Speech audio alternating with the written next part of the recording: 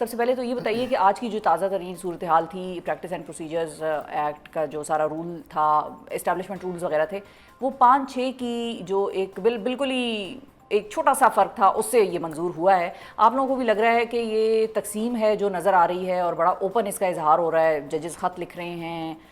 دوسری طرف جو ہے وہ یہ کہتے ہیں کہ بھئی ہمیں پریزنٹیشن نہیں دی گئی، جو کہ عمومی طور پر ہوتا ہے کہ رولز وغیرہ کی پریزنٹیشن دی جاتی ہے، پھر اس کے بعد اجلاس ہوتا ہے، اس کے بعد بیٹھ کر ہم پھر فیصلہ کرتے ہیں۔ اور یہ بات بھی انہوں نے اپنے خط میں بھی اٹھائی کہ بھئی ہمیں پریزنٹیشن کوئی نہیں دی گئی۔ اور آخری دفعہ جب اس طرح کا ایک ووٹ کا معاملہ تھا، وہ جمالی صاحب وزیر اعظم بنے تھے تو ان کو ایک ووٹ کی جو ہے وہ اکثریتی رائے میں ان کو وزیر اعظم بنایا۔ تو یہ آپ کو کیسا لگا یہ سارا سلسلہ جو آج ہوا؟ بسم اللہ الرحمن الرحیم، بہت بہت شکریہ شفا صاحبہ۔ بات یہ ہے کہ یہ ہاؤس کیپنگ کے میٹرز ہیں، اور یہ آئی ایم شور کہ میٹنگ کا ان کو پہلے سے نوٹس گیا ہوگا۔ یہ کوئی آسمانی صحیفہ تو ان پہ نازل نہیں ہوا کہ آج جو ہے میٹنگ ہے اور میٹنگ میں یہ ڈسکس ہونا ہے۔ ظاہری بات ہے کہ رجسٹرار اسلام آباد ہائی کورٹ نے ان کو نوٹسز بھیجے ہوں گے، یا متعلقہ جو ڈاک ہے وہ ان تک پہنچی ہوگی کہ فلاں چیز پہ جو ہے ڈسکشن ہونی ہے، پریکٹس اینڈ پروسیجر پہ ہونی ہے، جو باقی رولز ہیں ان کے اوپر تمام تر ڈسکشن ہونی ہے۔ تو کیا ہی بہتر ہوتا، میں سمجھتا کہ یہ بجائے اس کے کہ خط لکھے جائیں اور کچھ قدم کی جو ہے میرے خیال سے مسافت پہ چیف جسٹس صاحب کی عدالت ہے ان معزز جج صاحبان کی عدالتوں سے، تو یہ سارے ایک گروپ کی شکل میں جا کے ان سے ملاقات کر لیتے۔ اب لیکن یہ بھی ہو سکتا ہے کہ انہوں نے خط اس لیے لکھا ہو کہ ان کے پاس کوئی اور آپشن نہ ہو۔ نہیں، آپشنز تو موجود ہیں، یہ تو نہیں ہے کہ اس ہائی کورٹ کا چیف جسٹس جو ان کا چیف جسٹس ہے وہ ان کی بات نہیں سنے گا، یا کوئی 5-6 ججز جو ہائی کورٹ کے ہیں قابل احترام ہیں، یہ بالکل معزز جج صاحبان جا سکتے تھے، اور چیف جسٹس سے کئی ججز کی ملاقات ہوتی ہیں، ایڈمن کمیٹیز میں ہوتی ہیں، ادروائز بھی وہ جا کے مل سکتے تھے کہ جی کل آپ نے میٹنگ کال کی ہے، اس سے پہلے ہمیں اگر اس کی پریزنٹیشن دے دی جائے تو زیادہ مناسب ہوتا۔ اس میں ڈسکشن نہیں ہوئی، یہ بات تو ہے، یہ بات سامنے آ رہی ہے کہ ڈسکشن نہیں ہوئی، اور کوئی کسی بحث کے بغیر جو ہے وہ اتفاق رائے سے جو 4 نکات تھے پہلے، جو 4 ایجنڈا پوائنٹس تھے، وہ اتفاق رائے سے ہوئے، اس پہ کسی کو کوئی پرابلم نہیں تھا۔ جی یہی میڈیا رپورٹ کر رہا ہے کہ ظاہری بات ہے میں وہاں پہ تو موجود نہیں تھا۔ تو اس کے بعد جو دیگر پروسیجر ہے، کوئی غالباً 2-1 پوائنٹس پہ کوئی اختلاف تھا، لیکن وہ بائی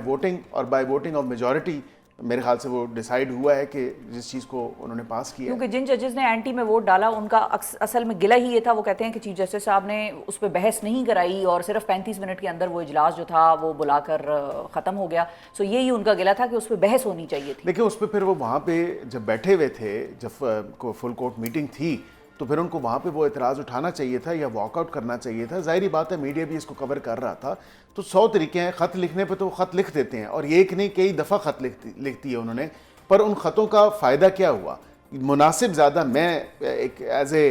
کہہ لیں اسٹوڈنٹ آف لا یہ دیکھتا ہوں، اب جج صاحبان بہتر سمجھتے ہیں کہ اپنا ان کو کس طرح یہ تمام تر معاملات چلانے ہیں۔ اگر وہ ایک گروپ کی شکل میں جا کے چیف جسٹس کی گوش گزاری یہ تمام تر باتیں کرتے، تو میں سمجھتا ہوں کہ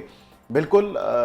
جتنی میرا ایکسپیرینس ہے، چیف جسٹس بالکل ضرور بات سنتے اور ان کی بات کو ویٹیج دیتے۔ تو یہ تو ڈسکشن ہوئی نہیں، خط لکھ دیا، کوئی گیا نہیں، ملا نہیں، اور خط میڈیا کے سامنے پہلے آ جاتا ہے، اور متعلقہ چیف جسٹس ہمارے ذرائع بہت جس طرح قانون کے ہاتھ لمبے ہوتے ہیں نا، تو میڈیا کے بھی ذرائع بہت میرے خیال سے آگے تک ہیں اور لمبے ہیں، دور دیش ذرائع ہیں ہمارے۔ لیکن عقیل صاحب یہ سوال تو گورنمنٹ سے میرا خیال ہے کہ جب اس قسم کی ووٹنگ ہوگی، مطلب when it is a close call, جب کسی بات پر بحث یا ڈیبیٹ نہیں ہوگی، تو یہ سوال تو ہوگا اور یہ اٹھے گا آپ لوگوں سے، کیونکہ وہ ججز بھی ان کا بھی ایک تاثر، عام تاثر جو ملتا ہے پبلک کو بھی وہ یہ ہے کہ 26ویں آئینی ترمیم کے بعد یہ جو ڈیوائیڈ ہے وہ زیادہ گہری ہوئی، چاہے ہم سپریم کورٹ میں دیکھیں، چاہے ہم ہائی کورٹ میں دیکھیں، اور یہ سارا معاملہ پھر یہاں پر بھی آج بھی نظر آیا۔ سو یہ کوشچن تو پھر آپ لوگوں سے ہوتا رہے گا۔ دیکھیں، حکومت کا تو کوئی نمائندہ نہیں تھا، نہ وزیر قانون تھے، نہ اٹارنی جنرل تھے، نہ جو ہے کسی بار کاؤنسل کا کوئی ریپرزینٹیو تھا، تو حکومت پہ تو یہ نزلہ نہیں گرتا اور نہ گرنا چاہیے۔ اب وہ جج صاحبان جو انتہائی قابل احترام ہیں، انتہائی معزز ہیں، ہم سب کے لیے ہم بہت زیادہ ان کی عزت بھی کرتے ہیں، تو یہ ان کے ہاؤس کیپنگ کے میٹر سے وہ خود ڈیسائیڈ انہوں نے کرنے ہیں۔ مجھے بتائیں کہ 3 ججز کے علاوہ کون سے ججز ہیں جو 26ویں آئینی ترمیم کے بعد آئے ہیں؟ مطلب یہ اسلام آباد ہائی کورٹ میں نئے ججز کی اگر بات کی جائے، اس کے علاوہ کون سے ججز ہیں؟ وہی ججز ہیں جو پہلے اپوائنٹ ہوتے ہیں، اور وہ اسی طرح جو ہے پروونسز سے ہوئے، پنجاب سے ہوئے، کے پی سے ہوئے، بلوچستان سے ہوئے، تو یہ اسلام آباد ہائی کورٹ میں تو یہ اسی طرح تقریباً 4 ججز میرا خیال ہے، اگر ہم غلط نہیں ہیں، جسٹس ڈوگر صاحب ہیں، اور 3 اور ہیں, اب مجھے یہاں سے نام دیکھ کر پڑھنے پڑیں گے کیونکہ I am also not very sure, لیکن یہ ہے کہ کنفرمیشن 3 سے لیکن 4 کی ہے. اب ججز کی تعداد جو ہے وہ 11 ہے میرے خیال سے غالباً. جی 11 میں سے آپ دیکھیں 3 تو وہ یہ میجورٹی اس طرح بھی نہیں بنتی جو الزام حکومت پہ لگائے جاتے ہیں. تو حکومت نے تو آئین اور قانون سے بالا تر ہو کے تو کوئی کام نہیں کیا. ٹرانسفر آف ججز از ان یور کانسٹیٹیوشن, اور یہ 26ویں آئینی ترمیم سے پہلے ہے. شفا صاحبہ آرٹیکل 200 جو ہے وہ کوئی ہم نے 26ویں آئینی ترمیم کے تھرو نہیں ڈالا, اس سے پہلے کا ڈلا ہوا تھا. اف اینی تھنگ 18ویں ترمیم سے بھی پہلے کا ڈلا تھا. 18ویں ترمیم میں اس کا جو امینڈمنٹ آئی تھی وہ یہ تھی کہ جج کی جو ٹرانسفر ہے وہ اس کی کنسنٹ کے ساتھ ہوگی, اور یہ مثبت بات تھی, اچھی بات تھی کہ 18ویں ترمیم سے پہلے جو ججز وداؤٹ کنسنٹ ٹرانسفر ہو جاتے تھے 18ویں کے بعد جو ہے وہ ان کو ود کنسنٹ ٹرانسفر کر رہے ہیں. تو یہ تو قانون میں اور آئین میں تو پہلے سے موجود ہے. اچھا, یہ ڈیبیٹ ویسے اوائڈ کی جا سکتی تھی, اگر آپ کو لگتا ہے کہ یہ اوائڈ کی جا سکتی تھی اگر جسٹس منصور علی شاہ صاحب کا جو کہنا تھا یا ان کا جو مطالبہ تھا کہ جو 26ویں آئینی ترمیم کے اوپر جو پٹیشنز دائر ہوئی ہوئی ہیں اس کو چیلنج کر رہے ہیں, اس کی اگر سماعت ہو جاتی اور اس کو کورٹ سن لیتا تو اس کا فیصلہ ہو جاتا کورٹ سے, عدالت سے, اور پھر یہ سارے سوالات جو آج کنفیوژنز ہیں یا ایک دوسرے پہ الزامات ہیں وہ پھر اوائڈ کیے جا سکتے تھے. دیکھیں میں یہ سمجھتا ہوں کہ جتنا بھی معاملہ ہے 26ویں آئینی ترمیم کے اوپر مختلف جو چیلنج کی گئی ہیں, جو پٹیشنز آئی ہیں, ان کو بالکل کلب تو کر دیا. اس پہ نوٹسز بھی آپ کو یاد ہوگا جنوری میں غالباً میرے خیال سے یہ ارلیئر دس ایئر یہ کلب کیا گیا, سب کو اکٹھا کر کے تو پھر نوٹسز جاری کیے گئے. اب وہ اس کو بالکل ٹیک اپ ہونا چاہیے. میں سمجھتا ہوں کہ بالکل اب 1 سال ہو گیا ہے 26ویں آئینی ترمیم کو, یا آلموسٹ اتنا ٹائم ہونے والا ہے, تو ان کو سننا چاہیے. اینڈ ایف اینی تھنگ اگر کانسٹیٹیوشن میں لکھا ہوا ہے, جو کہ میں سمجھتا ہوں کہ کوئی بھی کانسٹیٹیوشنل امینڈمنٹ کال انٹو کوشچن نہیں ہو سکتی, آپ کی کسی بھی کورٹ آف لاء یا کسی فورم پہ چیلنج نہیں ہو سکتی انلیس اینڈ انٹل وہ اتنی الٹرا وائرس ہو یا اس کانسٹیٹیوشن کی بنیادی جو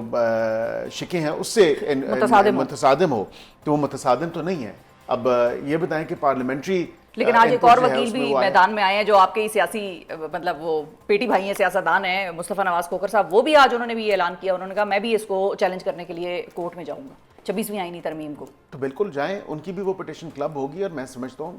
یہ تمام تر معاملہ لیکن آپ کو لگتا ہے کہ یہ دیر ہو گئی, 1 سال بہت لمبا ٹائم تھا, لے لینی چاہیے تھی, ونس اینڈ فار آل یہ ڈیبیٹ ختم ہو جاتی. مختلف جنکچرز پہ مختلف پٹیشنز آئیں, کسی بار کاؤنسل نے کی, کسی بار ایسوسیشن نے کی, کسی جو ہے وکیل نے کی, کسی سیاستدان نے کی. ان تمام کو کیونکہ ان کا متن جو ہے وہ ایک ہے, تو ان سب کو کلب کر دیا گیا, اس پہ نوٹسز جاری کیے پارٹیز کو, اور اب جو ہے اس کو ہونا چاہیے. میں تو سمجھتا ہوں, لیکن یہ اگین حکومت نہیں کر سکتی, یہ متعلقہ چیف جسٹس جو ہیں متعلقہ ان کی جو کمیٹی ہے وہ کیسز فکس کرنے والی وہ کرے گی, کیونکہ آئین سے متعلق ہے. تو آئین ظاہری بات ہے اب آئینی بینچ ہی اس کو سنے گا, کانسٹیٹیوشن بینچ ہی اس کو سننے کا مجاز ہے. اب وہ چیف جسٹس اور جو ہیڈ ہیں کانسٹیٹیوشنل بینچ کے وہ ڈیسائیڈ کریں اس تمام تر معاملے کے اوپر. ویسے ٹیک اپ ہونی چاہیے, میرا یہ ویو ہے. میں سمجھتا ہوں کہ جلد از جلد اس پہ فیصلہ ہونا چاہیے, اور ان کی کورٹ کی جو رولنگ ہے وہ آ جانی چاہیے.